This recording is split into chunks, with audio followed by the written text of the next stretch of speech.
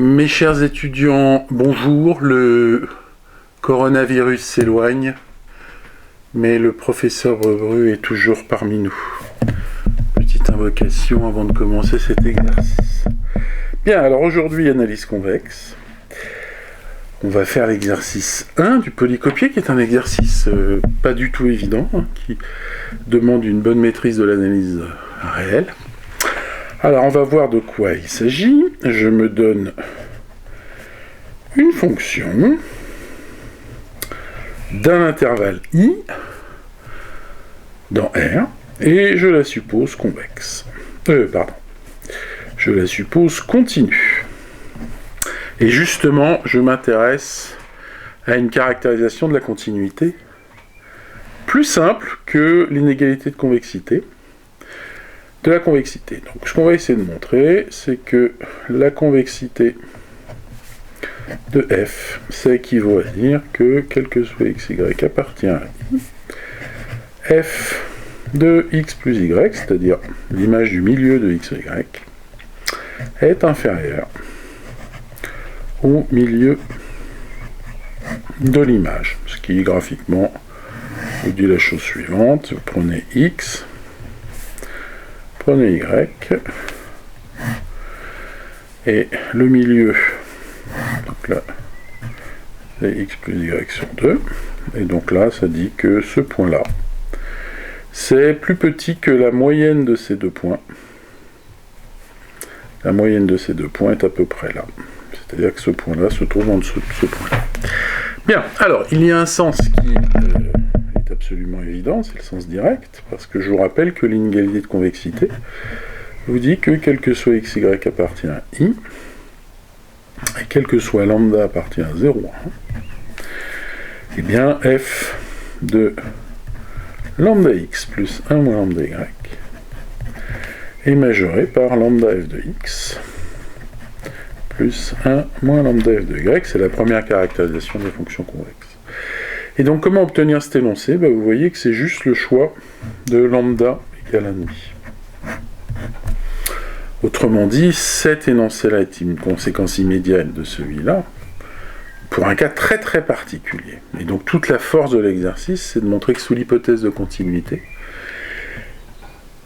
il suffit que l'inégalité de convexité soit vérifiée pour le poids 1,5, 1,5, pour le système pondéré 1,5, 1,5, et vous avez la convexité. Alors l'idée, ça va être évidemment de montrer, sous cette hypothèse-là, que l'on a l'inégalité de convexité pour n'importe quel lambda, et l'idée, eh bien, ça va être de, par récurrence, d'essayer de regarder un peu ce qu'on peut obtenir. Sur ça, il y aura évidemment des puissances de 2, vous voyez, l'idée c'est, si je prends x, mais si je prends y, eh bien je peux couper en deux, j'ai x plus y, mais si je réapplique cette inégalité sur ce point-là et ce point-là, je peux encore couper en deux, puis encore en deux, puis encore en deux. Alors on va essayer de voir que sur les systèmes pondérés associés, l'inégalité de convexité va être vérifiée.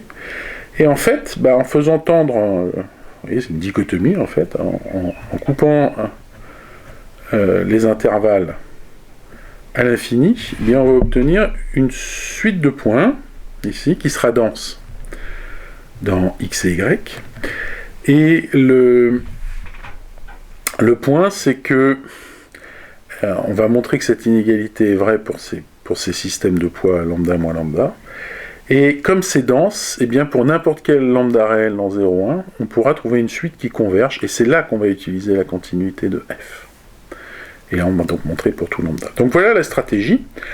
Donc le premier point, c'est d'essayer de regarder ce qu'on peut obtenir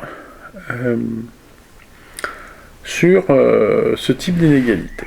Alors, on va faire un premier calcul pour se donner une petite idée, un calcul qu'on va exploiter par récurrence après. C'est, donc je recommence, j'ai x, j'ai y, si je coupe en deux, eh bien j'ai x plus y sur 2, et si je réapplique mon inégalité, par exemple en ce point-là, là j'ai x plus y sur 2 plus y, ce qui me fait x plus 3y sur 2. Oui.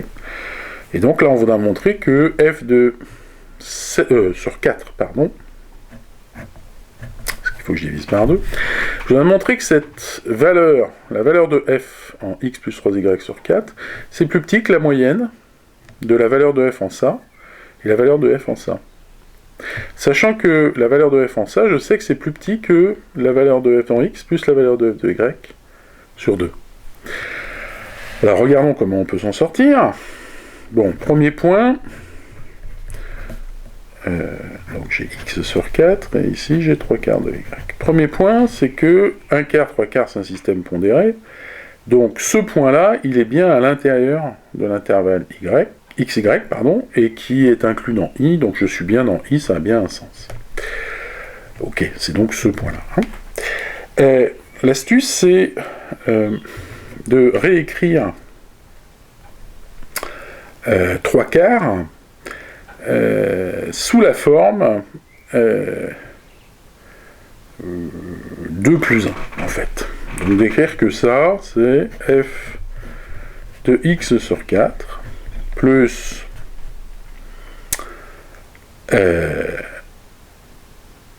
2 plus 1 sur 4y, c'est-à-dire f de x sur 4 plus, bien, le premier, ça me fait y sur 4, plus 2 sur 4, ça me fait 1,5, donc plus y sur 2.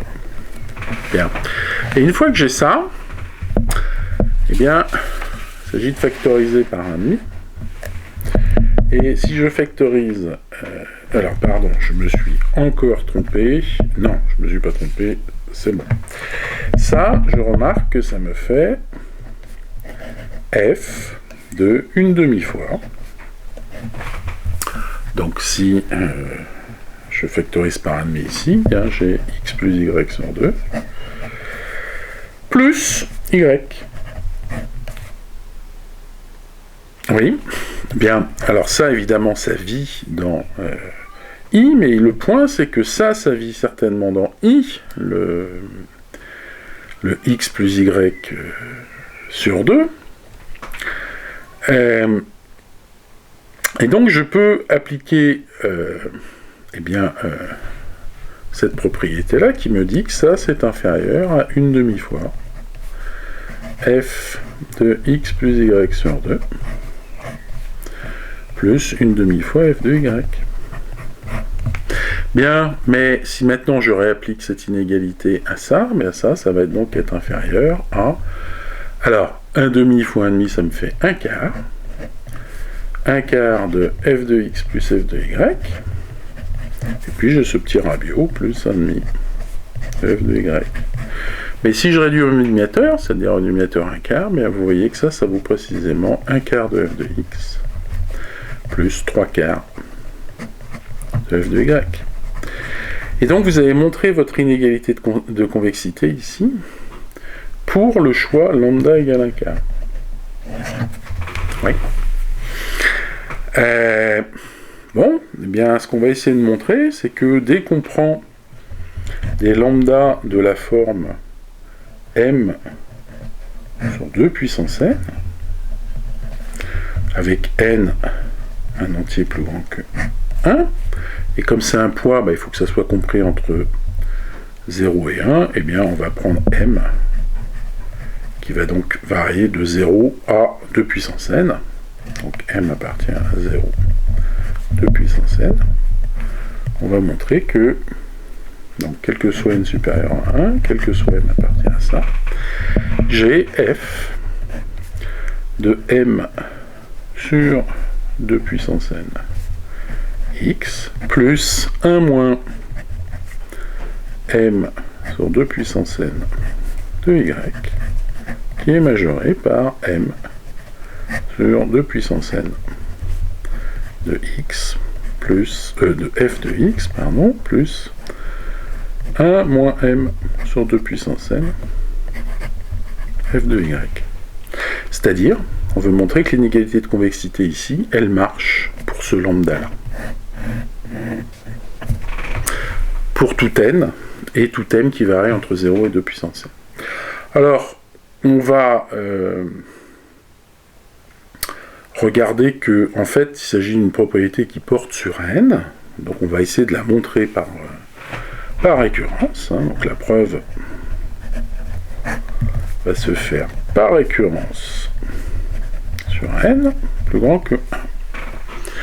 Alors pour n égale 1, bah, si je regarde ce que ça dit, eh bien ça dit que f de m x sur 2 plus 1 sur m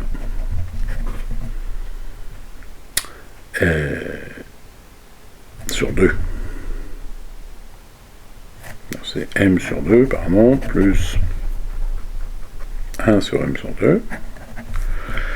Et y est plus petit que m sur 2 f de x plus 1 moins m sur 2 f de y. Mais m doit varier entre 0 et 2 puissance n, c'est-à-dire que m ne peut prendre que 3 valeurs possibles, 0, 1, 2. Alors en 0, bah ça disparaît, donc j'ai f de y qui est inférieur à f de y, ça c'est évident. Pour m égale 2, eh bien ça disparaît, et j'obtiens f de x plus petit que f de x, donc le seul chose à montrer, c'est dans le cas m égale 1. Mais m égale 1, bah c'est juste dire que f de x plus y sur 2 est bien inférieur à f de x plus f de y sur 2. M égale 1, ça me fait un indice. Ok, donc on suppose la propriété vraie, c'est-à-dire cette propriété-là,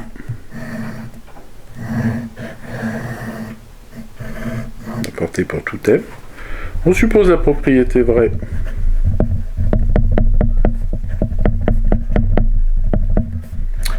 pour un entier supérieur ou égal à 1, et on va la montrer au rang n plus 1. Donc on se donne au rang n plus 1, on doit se donner un entier m qui appartient à 0, 2 puissance n plus 1, ce coup-ci. Bien. Alors, il s'agit de faire une petite astuce d'écriture, c'est que m sur 2 puissance nx plus 1 moins m, c'est 2 puissance n plus 1, sur 2 puissance n plus 1 y, bien, vous remarquez que si m se promène entre 0 et 2 puissance n, cette quantité que je vais réécrire sous cette forme-là,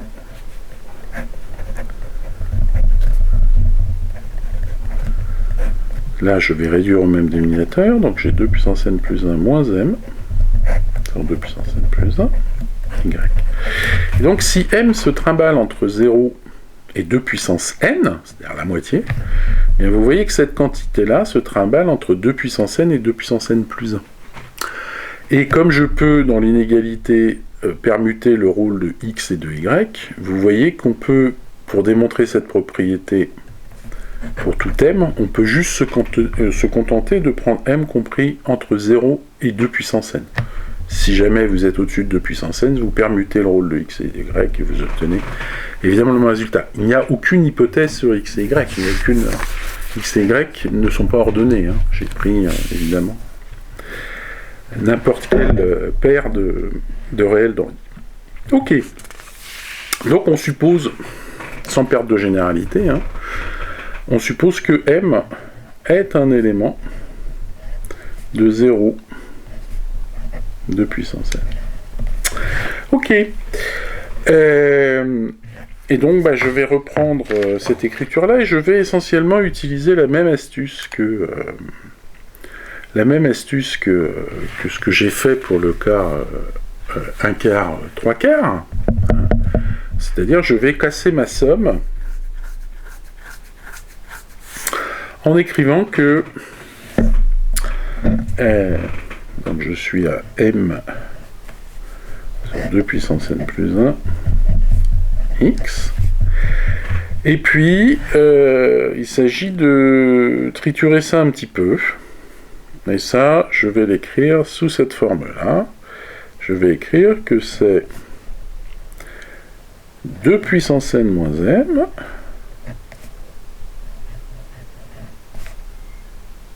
sur 2 puissance n plus 1 y. Et donc là, j'ai oublié celui-là et rajouté celui-là. Donc il faut que je le retire. Donc ça me fait 2 puissance n plus 1 moins 2 puissance n sur 2 puissance n plus 1.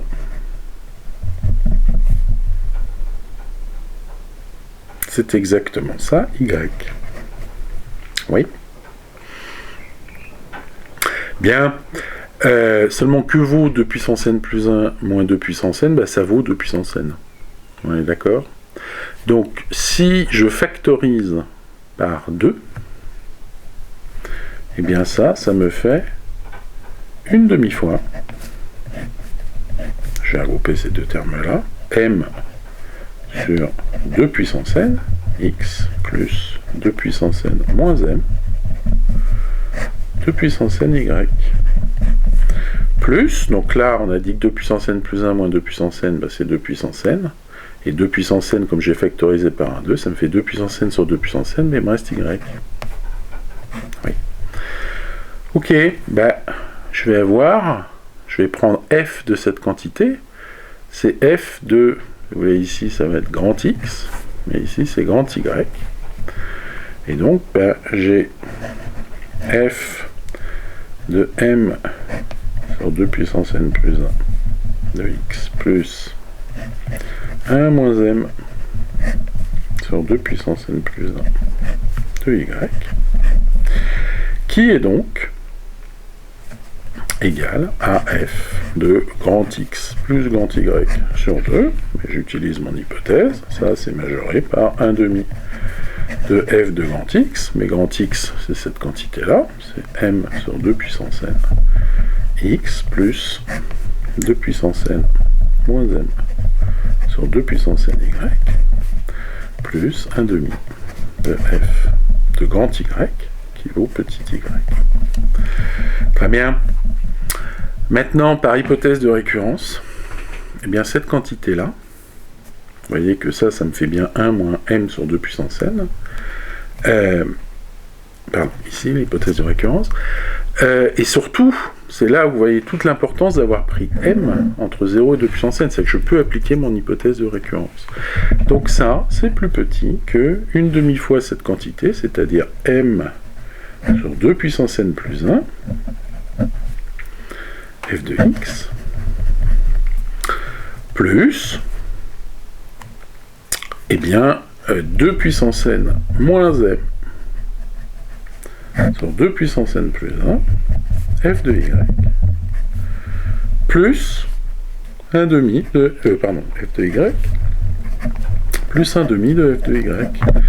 Et ensuite, il suffit de réduire au même dénominateur ces deux-là. Vous voyez que il faut ici que je mette un 2 puissance n, mais 2 puissance n plus 2 puissance n, ça me fait 2 puissance n plus 1. Et donc, je vais bien obtenir, très précisément, m sur 2n plus 1, f de x, plus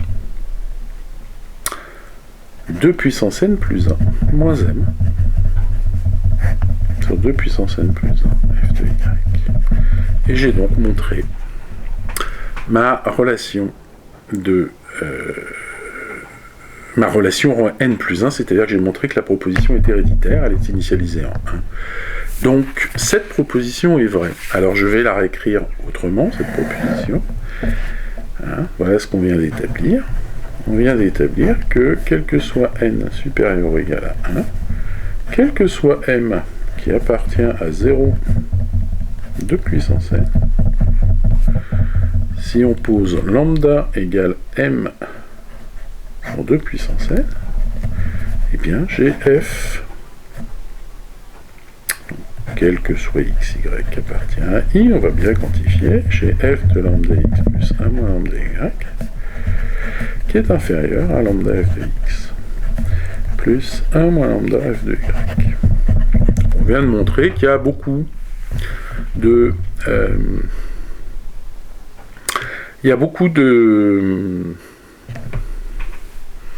de lambda qui satisfont cette inégalité. Nous, ce qu'il faut qu'on montre, c'est qu'ils le satisfont tous. Alors, c'est là qu'on va faire de l'analyse, on va utiliser un peu de topologie, on va parler de densité. On va s'intéresser à l'ensemble grand E de tous ces rationnels, c'est-à-dire des m sur 2 puissance n,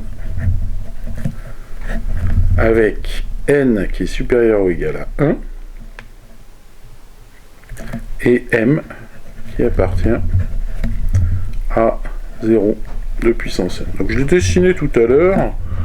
Vous voyez, si on veut le représenter, hein, j'ai 0, 1.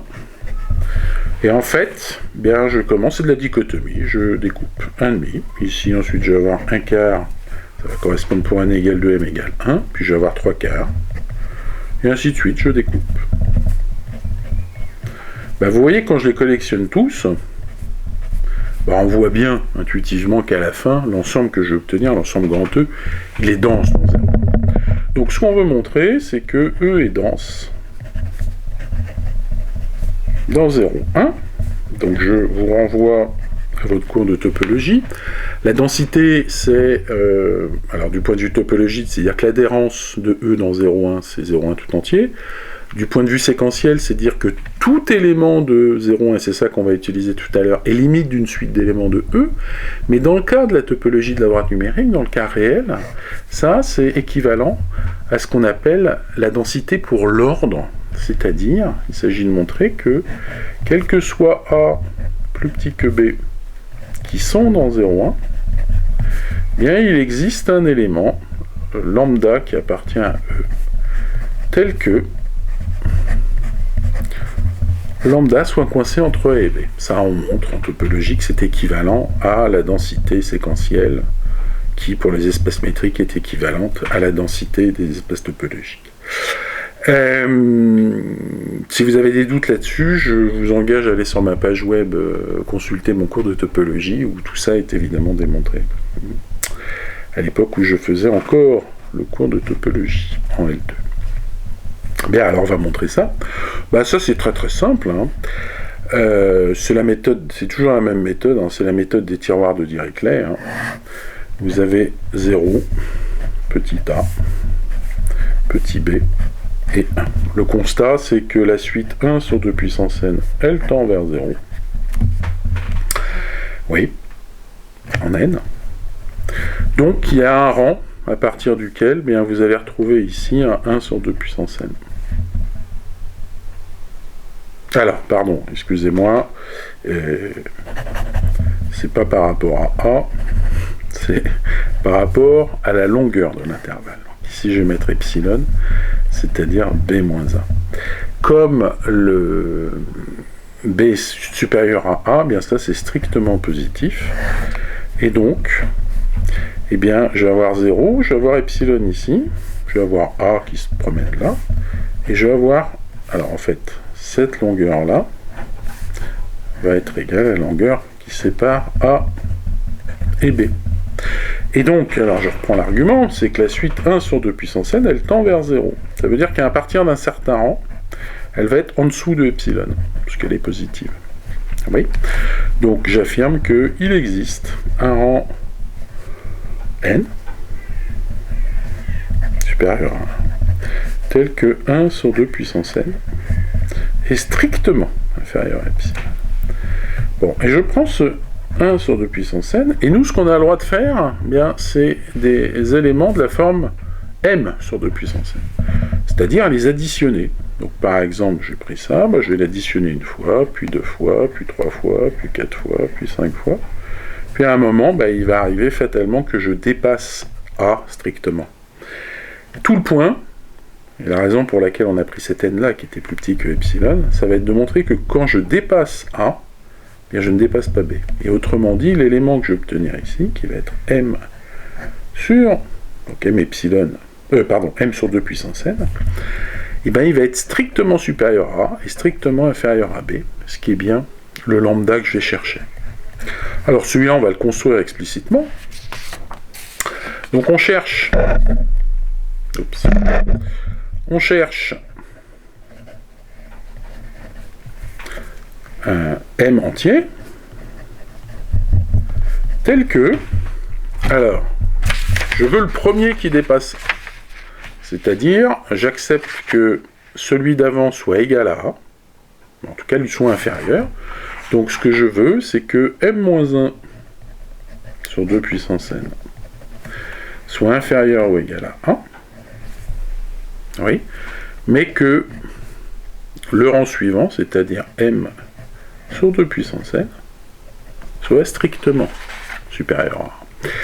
Donc je cherche à savoir s'il existe un tel n et s'il est unique. Alors il existe et il est unique, on va tout de suite voir pourquoi, parce que ça équivaut à dire que si je multiplie par 2 puissance n et que j'ajoute 1, ça équivaut à dire que m est inférieur à 2 puissance n fois a plus 1, qui est strictement inférieur à m plus 1. Et là, vous reconnaissez, puisque m est entier, vous reconnaissez la caractérisation de la partie entière. C'est le plus grand entier inférieur ou égal.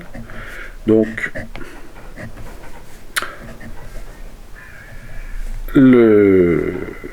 l'entier à considérer, ça va être celui-là. Bien, alors une fois que j'ai cet entier, eh bien je sais que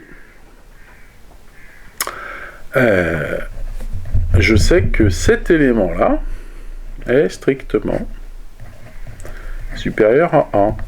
Alors moi, ce que je veux, in fine, c'est que non seulement il vérifie ça, mais il soit strictement inférieur à B. Alors supposons que ça ne soit pas le cas, c'est-à-dire que m sur 2 puissance n soit strictement supérieur à B. Alors on va regarder ce qui se produit. J'ai A, j'ai B. Ici, j'ai m-1 sur 2 puissance n. Et ici, j'ai franchi d'un coup... Alors ici, pardon, j'ai franchi A, mais manque de bol, j'ai franchi B. C'est ça qui ne va pas être possible. On va montrer que, vu comment on a choisi petit n, mais on peut pas, si on franchit A, on ne peut pas franchir B. Pourquoi ? Eh bien parce que vous voyez que dans cette configuration, je vais donc avoir m sur 2 puissance n moins m-1 sur 2 puissance n, c'est-à-dire la longueur de cet intervalle-là, il va être plus grand, avec cette hypothèse-là, que la longueur de cet intervalle-là, que b-1. Mais b-1, c'est epsilon. Et j'ai choisi mon n,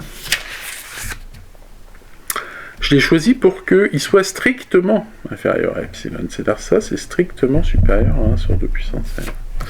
Or ça, si vous faites le calcul, c'est très précisément 1 sur 2 puissance n. Et donc vous obtenez que 1 sur 2 puissance n est strictement supérieur à 1 sur 2 puissance n, ce qui est bien sûr absurde. Conclusion des courses, mes amis. Eh bien, vous venez de montrer que m sur 2 puissance n, qui est un élément de E, eh bien, il appartient à AB. Conclusion, E est dense. Dans 0. Bien. Et bien maintenant, il ne reste plus qu'à conclure. Une fois qu'on a ça. On a montré que, 2 points, on a montré que, quel que soit le premier point, quel que soit lambda appartient à E, quel que soit xy appartient à I, j'ai f de lambda x plus 1 moins lambda y, qui est inférieur à lambda f de x, plus 1 moins lambda f de y, et j'ai montré que E est dense dans 0,1. Il n'en faut pas plus pour conclure. Je me donne un lambda quelconque maintenant, lambda qui appartient à 0,1. Je sais par la densité de E dans 0,1 qu'il existe une suite lambda n d'éléments de E, tels que lambda n converge vers lambda. C'est la traduction séquentielle dans les espaces métriques de la densité. Bien, eh bien, si j'applique maintenant ça, je me donne xy qui appartient à i, eh bien, quel que soit n, f de lambda n x plus 1 moins lambda n y est majoré par lambda n f de x moins 1 moins lambda f de y. Et qu'est-ce qu'on va faire ? Eh bien, on va faire tendre vers 0, on va faire tendre vers l'infini tout ça. Alors, si je tends vers l'infini, je fais tendre n, eh bien lambda n tend vers lambda, j'ai 1 moins lambda n, et 1 moins lambda n tend vers 1 moins lambda. Donc ici, je vais voir lambda f de x, moins 1 moins lambda n, 1 moins lambda, je vais y arriver, de f de y. Et ça, les limites se prolongent aux inégalités, les inégalités se prolongent aux limites plutôt, et l'idée, c'est de regarder la limite de ça. Mais là, il faut faire très attention, parce que je prends une fonction de quelque chose. Et il n'est pas toujours vrai que l'image d'une limite, ce soit la limite des images. Et ça marche quand ? Si vous avez bien suivi votre cours d'analyse, vous devez savoir que ça marche en particulier comme f, quand f est continu. Donc ici, c'est là qu'apparaît la continuité. Parce que la continuité de f vous assure que la limite de f d'une suite, c'est f de la limite. Or, cette suite-là, elle tend bien vers lambda x plus 1 moins lambda y, comme on vient de le remarquer. Et comme f est continu, j'ai le droit de prendre f de cette limite. Et vous venez de montrer l'inégalité de convexité pour tout lambda. C'est-à-dire que f est bien convexe.